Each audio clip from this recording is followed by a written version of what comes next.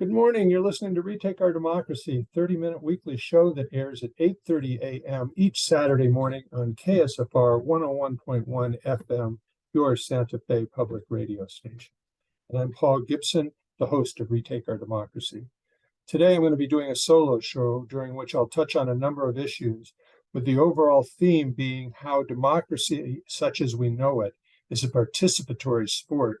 And unless the public participates in that process, we are ceding the field to moneyed interests who rarely have our interests in mind, our best interests in mind. With that as the frame for our discussion, I'll begin with a discussion of Constitutional Amendment 2, an amendment we initially supported, but under closer review, we now oppose. We will also touch on the effort to stop Holtec from establishing a nuclear waste storage facility in Carlsbad. And if we have time, we will offer comment on a hot conflict in Bernalillo County, as with the early resignation of Senator Jacob Candelaria, Bernalillo County Commission is attempting to prematurely appoint Mo Maestas as his replacement, when the replacement should happen after the new Bernalillo County Commission was installed after the election. So I just wanted to remind you that last week I spoke with Jamil Dakwar. Jamil is the director of the American Civil Liberties Union's Human Rights Program, which is dedicated to holding the United States government accountable to its international human rights obligations and commitments. Jamil is also the chair of the Adala Justice Project's Advisory Board. Born and raised in Haifa, he was the chair of the Adala Justice Project's Advisory Board that established the Adala Legal Center for Arab Minority Rights in Israel. Since the mid-2000s, he has led the ACLU's international advocacy, including at the United Nations. I want to remind you that if you're listening to the show right now while driving around town and miss any of today's show, or if you missed last week's show with Jamil, you can watch the full YouTube recording of this show and any prior interview by going to retakeourdemocracy.org and clicking on the Retake on the Radio button on the right side of the homepage. You'll find all of our YouTube recordings of our previous shows listed in chronological order, so you can watch them all. Yippee! Before we get started, I also want to acknowledge that we're conducting the show on stolen Tewa land, and I want to thank our Tewa neighbors for being such good stewards of the land. We could learn much from their custodial caring for the land, water, and air. Two short announcements, and then we're going to get into the discussion of the constitutional amendment. The first is that on last Wednesday, we hosted a Zoominar on Public Bank in New Mexico. It was a really informative Zoominar. We had the lead people from the Alliance for Local Economic Prosperity, Executive Director Angela Merkert, and their public bank campaign director and retired banker Harold Dixon, who outlined how the public bank would collaborate with and not compete with community banks. They also outlined the immense benefit of a public bank and how it could be established. Joining them on the panel were Helga Garcia Garza. She's the chair of the New Mexico Food and Agricultural Policy Council, and Sarah Manning, who's an outreach worker for AFLEP, who described how lack of access to capital impedes rural and urban small business development and the growth of small farms operated by new organic farmers, and how a state public bank could change that by getting them the capital they need to expand their business, creating more jobs and more local revenue, and making those businesses more sustainable. Finally, the panel included Senator Bruce Steinborn and Representative Christine Chandler, who laid out the legislative challenges of getting this passed and how you can make a difference. Last announcement, on December 7th, just save this date, from 6 to 7:30, that's a Wednesday, we will conduct our fifth Zoominar, this one focusing on the work of a coalition of which Retake is a member, Public Power New Mexico. Public Power NM is working with several legislators to introduce local choice energy in the 2023 legislative session. We've written a good deal about public power on the Retake blog, so if you go to retakeourdemocracy.org and use the search engine, you can learn more about what public power is and what local choice energy is. But save the date. We will be publishing more information about this when we get the panelists lined up. That's December 7th from 6 to 7:30. Okay, let's get started on constitutional amendment number 1. Interestingly, this is an amendment that we initially supported.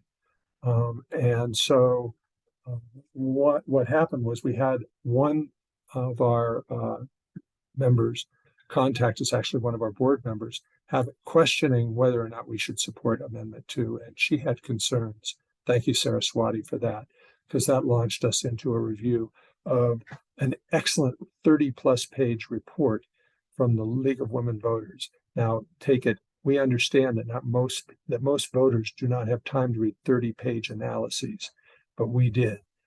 And so what the constitutional amendment, the League of Women Voters laid out first what the constitutional amendment would do, and then they gave arguments for, and then they gave arguments against, one paragraph short, arguments for and against. And we're going to review some of these right now and offer comment in between.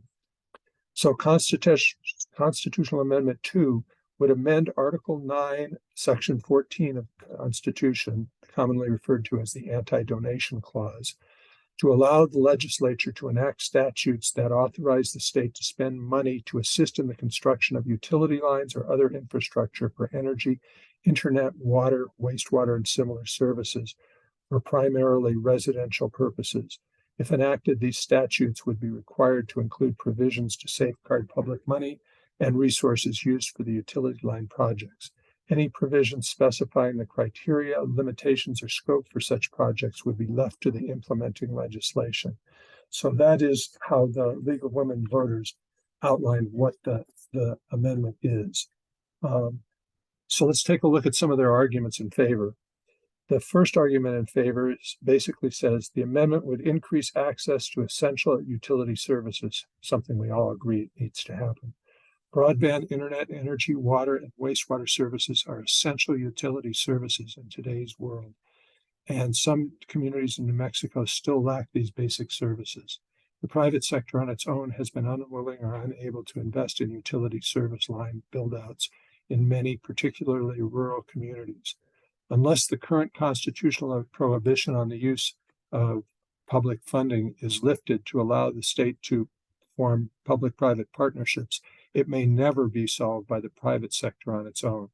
The proposed amendment would not only authorize direct state investment to ensure access to essential utility services by all New Mexicans, but would also allow for the possibility of creation of public-private partnerships to provide access to these services.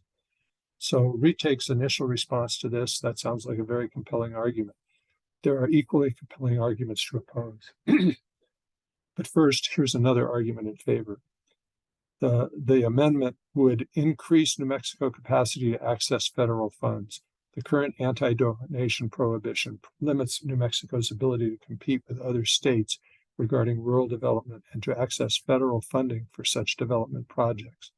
As an example, the communities connected to Interstate 395 along the eastern side of the Sierra Nevadas mountain range in California face very similar geologic and population density challenges as many in New Mexico's mountainous regions.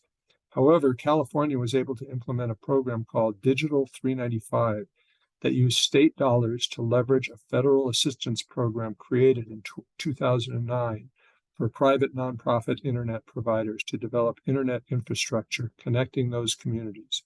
Because of anti-donation clause prohibitions, New Mexico was not able to compete in the federal funding applications and was not able to do what was done in California. It seems to me that argument is a very strong argument in support of this amendment, as it gives a really concrete example of an opportunity that was missed, an opportunity that's very important to New Mexicans. The third argument is that the amendment may assist with ensuring that all New Mexicans have access to the internet. Frankly, this is a good argument for needing the internet, but I don't know that it's an argument for the amendment. Adoption of the proposed amendment could be particularly helpful with regard to building high-speed broadband internet infrastructure throughout the state, the League of Women Voters says. They go on to say, now more than ever, access to high-speed internet is essential for distance learning, telemedicine, and remote work. However, the Department of Information Technology, in its State of New Mexico Broadband Strategic Plan and Rural Broadband Assessment, published in June 2020 rather, reported that, quote, a conservative analysis of the state and the internet service provision and federal data identifies an estimated 196,000 locations in New Mexico that are unserved by broadband. That's 20% of the state's approximately 940,000 homes and businesses. That means that 1/5 of the state's residents are unable to use the internet. And you'll recall during that pandemic that is still here, that we had stories of students in cars outside of McDonald's where they were poaching off of the internet provided by the McDonald's because they didn't have it at home. That's no way to get an education. So that's a compelling argument, but it's really an argument for investment in infrastructure. It's not necessarily an argument for public-private partnerships. And the question that I think is begged is, are there other ways to generate public investment to complete the work rather than encouraging partnerships with the private sector that will incorporate major profit incentives for them? So the fourth argument in support from the League of Women Voters is actually, to me, an argument against the initiative, the amendment. Argument 4 from the League of Women Voters: contours of the implementing legislation would be vetted through the public legislative process. Unlike a blanket public benefit exception that some states have applied to their anti-donation exemptions, adoption of the proposed amendment would be just the first step in a lengthy process to allow the use of public funds to provide access to essential household services. Similar to the exceptions that created the Local Economic Development Act and the mortgage finance programs, both chambers of the legislature would need to pass implementing legislation for a utility assistance program to take effect. The proposed amendment also requires the implementing legislation to include, quote, safeguards to protect the public money and other public resources used for the purposes authorized. And a considerable amount of deliberation will go into developing them before the implementing legislation even reaches the floor of the house, of each house. It will go through committee process where it will be debated by the members with opportunity for public comment and be subject to amendment throughout the process. My comment there is, I wish this reassured me more. Let's let the League weigh in on the arguments opposing the amendment. The first argument opposing is that the proposed amendment lacks clarity and leaves the details of the exception to implementing legislation enacted by a future legislature. For example, it is not clear from the text of the amendment exactly what projects state funds will be allowed to be used for, as those specifics will be laid out in the implementing legislation. Further, while the proposed amendment includes, quote, other similar services as provided by law, this broad provision will be subject to wide interpretation by the legislature enacting the implementing legislation or its execution. This language leaves the door open for the provision of public assistance to private entities for services not contemplated in the adoption of the amendment and could be changed based on the political winds of future legislatures. And this is a concern we share. And I would ask you to imagine a governor eager to create a hydrogen production facility and wanting to partner with a gas producer to build infrastructure to move natural gas to a hydrogen production facility. Could you imagine that happening? I could imagine that happening in January if this amendment had passed. Imagine a governor and a legislature wanting to partner with Avangrid in building out our renewable energy grid. It could possibly happen more quickly with Avangrid investment, but the profit would go to them, not to New Mexicans, and the New Mexicans would be paying for Avangrid's steep profits. So let's do one more imagine. Let's go into the future, hopefully very far in the future. Imagine a GOP governor and legislature implementing legislation that defines private prisons or the border wall as projects of public benefit and seeks to partner with the private sector to construct more private prisons and to expand the border wall with public funds. That could happen with this amendment. The next argument against the amendment from the League of Women Voters kind of reinforces our concerns. And here I quote, "The anti-donation prohibition serves a valuable purpose, and any proposed exception should be viewed with caution. The purpose of an anti-donation clause is to ensure that taxpayer money is not being used to support or subsidize private gains without the state receiving something of significant value in exchange. However, this proposed amendment does not specify how the implementing legislation is to safeguard public money, nor is there inclusion of a spending cap, so the actual fiscal implications for the state are unknown and could be far-reaching. This lack of direction on specific requirements to safeguard public money could result in the legislature, and I'm quoting from the League of Women Voters, implementing legislation that allows the use of state funds to provide greater benefit to contractors and other businesses providing the essential services rather than the state residents who are in need of those services." And that, I think, is at the heart of the problem with the amendment. But let's talk about that for just a second. This is the heart of our concern. Even Democrats advance industry-favoring initiatives. For example, the hydrogen initiative that was just attempted in the last session. This is bad enough now, but imagine a Ronchetti administration. The question comes down to this: do you trust government to always work for the best interests of the people and planet, or for industry? I'm sorry, but at this point, I'm only cautiously trusting the New Mexico Democratic legislative leadership to do the right thing, and governor. Very cautiously, and not always. But what happens when and if a GOP are in charge? Could we find public dollars invested in public-private partnerships to build more private prisons and extend the border wall? I could see that, but prefer not to have our Constitution facilitated. But the devil is in the details, and the League of Women Voters offered equally compelling arguments to oppose. So in the end, we found too many risks in putting this amendment in the Constitution, as to fix an amendment would require another amendment being introduced and passed. And that would have to pass the legislature, which to pass it would have to admit that they have made a mistake, not something they're eager to do.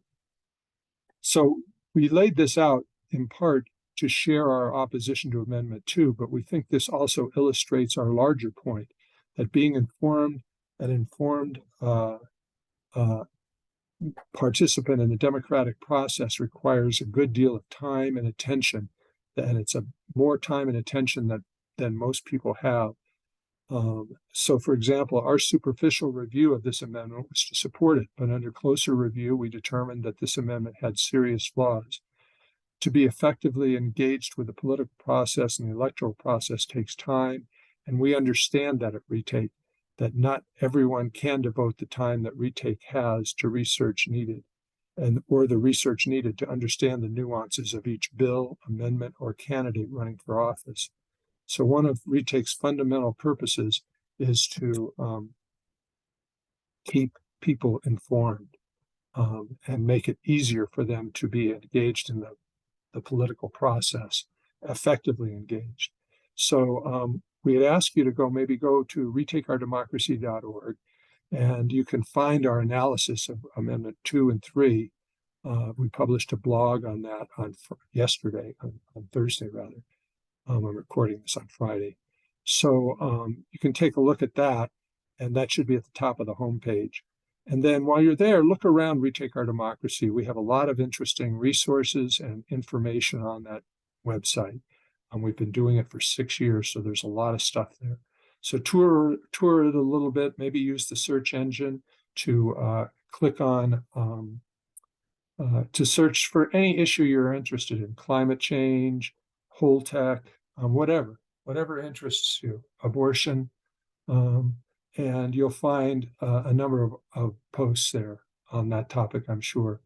And then if you find what you're looking for there and you find it to be a compelling website, just go to the right side of the page and click subscribe to blog, and you'll get 2 to 4 blogs a week coming from Retake Our Democracy with interesting information on local and New Mexican politics.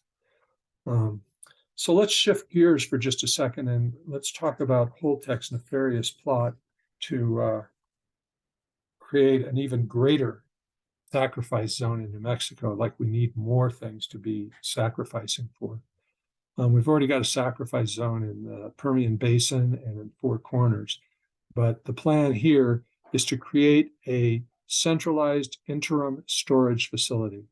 And if licensed, this centralized interim storage facility could store high-level radioactive waste currently stored at the nuclear power plants across the nation until a permanent repository is constructed.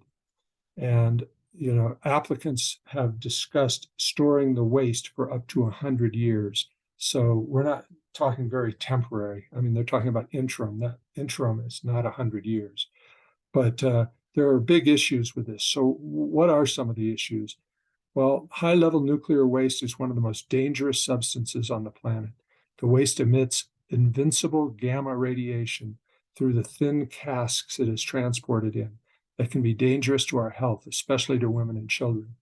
This waste also contains extremely dangerous contaminants such as plutonium that could be released into the environment in the case of a transport accident or a cask leak. Minimum amounts of inhaled plutonium is known to be toxic and to cause cancer. So our land can be contaminated for generations, destroying our life, ranching, agriculture, oil industries, and tourism as we know it.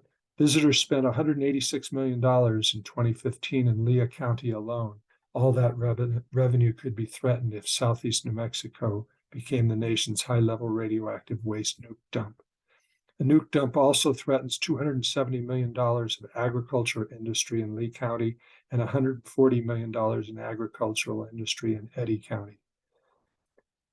So these are very compelling reasons to oppose the installation of this Holtec temporary dump. If you want to get more information and find out how you can get involved in opposing this, there's going to be a public hearing. I believe it's next week, and we will publish something on the blog early next week about this. But if you want to talk to the people who are leading the charge, the Southwest Alliance to Save Our Future, you can Google that. I'm sure you can find their organization, or you can write to Noel Marquez at noelv.marquez,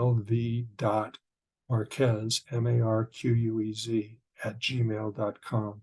And he's the coordinator leading the effort. And they'll give you information on how and speaking points and how to contact the people holding the hearing. I believe it's the Department of Energy. And if you'll recall, the last time the Department of Energy was here, they basically shut down input from the community. They spouted out what they wanted to tell you, which was how great this was and how you can't stop it, without taking any real public comment. And they've promised for at this next hearing that there will be at least 20 minutes of public comment. So we'll want to make sure and weigh in on that. So that's another issue that we've got going on. And another thing where you might not have noticed it if it wasn't for Retake making it obvious. And so that's part of why we think that Retake Our Democracy is such an important resource for people who want to be engaged in the political process. I mentioned at the beginning of this that there was also something going on in Bernalillo County.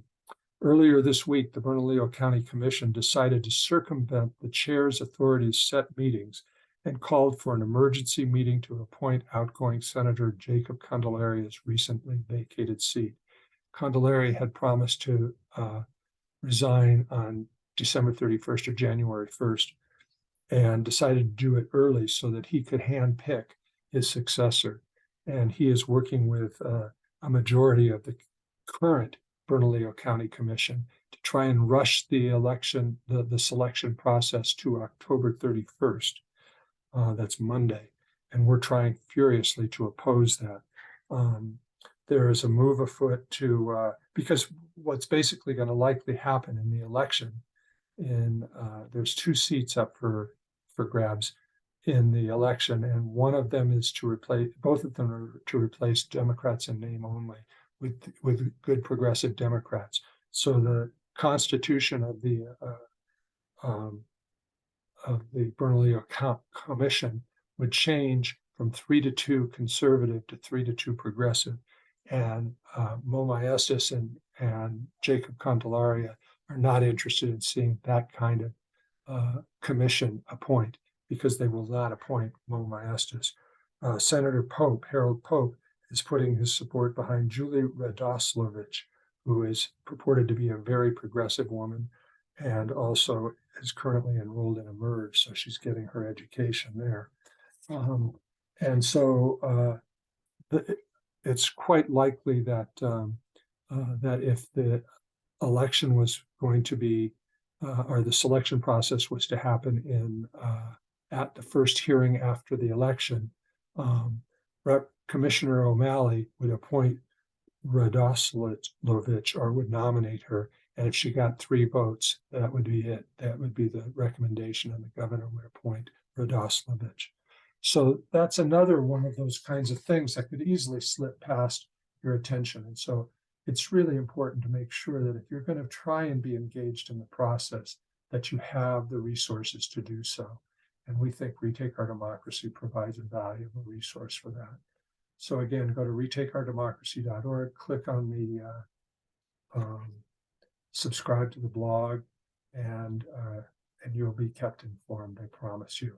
Next week, I'm going to be talking with, who am I talking with? I'm going to be talking with Pam Roy. Pam Roy is the director of the New Mexico Food and Agricultural Policy Council, which I just joined. And so we're going to talk about their role in forming public policy that benefits rural New Mexico and the farm industry. That should be a very interesting conversation. And then the next week, I'm going to be talking with an author who wrote a book on how the roots of our undemocratic, the undemocratic aspects of our quote unquote democracy have their roots in the Civil War. And he wrote a very interesting book that I'm partway through. And his name is Suri Jeremiah. And so we'll be interviewing him for the following week. But that's it for today. Thank you very much for joining us. We'll be back next week. Bye-bye. Stay safe, stay healthy, stay active.